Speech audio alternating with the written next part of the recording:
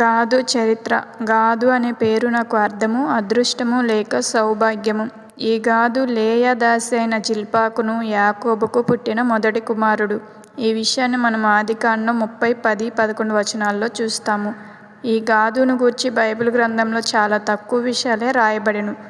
ఇతడును తన సహోదరులతో కలిసి తమ్ముడైన యోసేపును కొట్టి ఇష్మాయేలీయులకు అమ్మివేసే విషయంలో ఇతడు కూడా ఉంటాడు.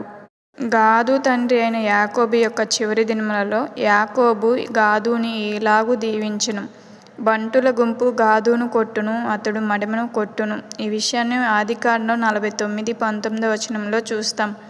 గాదు సుమారుగా క్రీస్తుపూర్వం 20వ శతాబ్దంలో అంటే 1917 నుంచి 1890 మధ్యకాలంలో జీవించినట్లు చరిత్రకారులు చెప్తున్నారు.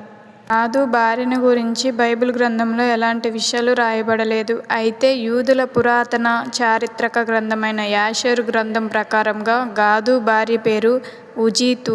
ఈమె అమ్రాము కుమార్తె అని వ్రాయబడెను. ఈ గాదుకు సిప్యోను, హగ్గీ, షూని, ఎస్బోను, ఏరి, అరోది, అరేలి అనే 7 కుమారులు కలరు. ఈ విషయాన్ని ఆదికాండం 46:16 వచనంలో చూస్తాం. ఈ గాదు కూడా 12 గోత్రికులలో ఒక గోత్రానికి కర్త ఆయెను. ఐగుప్తు నుండి బయటకు వచ్చిన ఇశ్రాయేలు ప్రజల్లోని గాదీలను గూర్చి మోషే ఇలాగు దీవించెను. గాదును గూర్చి ఇట్లనెను: గాదును విశాలపరచువాడు స్తుతింపబడును. అతడు ఆడసింహము వలె పొంచియుండును. బాహువును నడినెత్తిని చీల్చివేయును. అతడు తన కొరకు మొదటి భాగము చూచుకొనెను. అక్కడ నాయకుని భాగమును కాపాడబడెను. అతడు జనుల్లోని ముఖ్యులతో కూడా వచ్చెను. యెహోవా తీర్చిన న్యాయమును జరిపెను. ఇశ్రాయేలీయుల యొద్ద యెహోవా విధులను ఆచరించెను. ఈ మాటలన్నీ ద్వితీయోపదేశకాండం 33:20-21 వచనంలో చూస్తాం.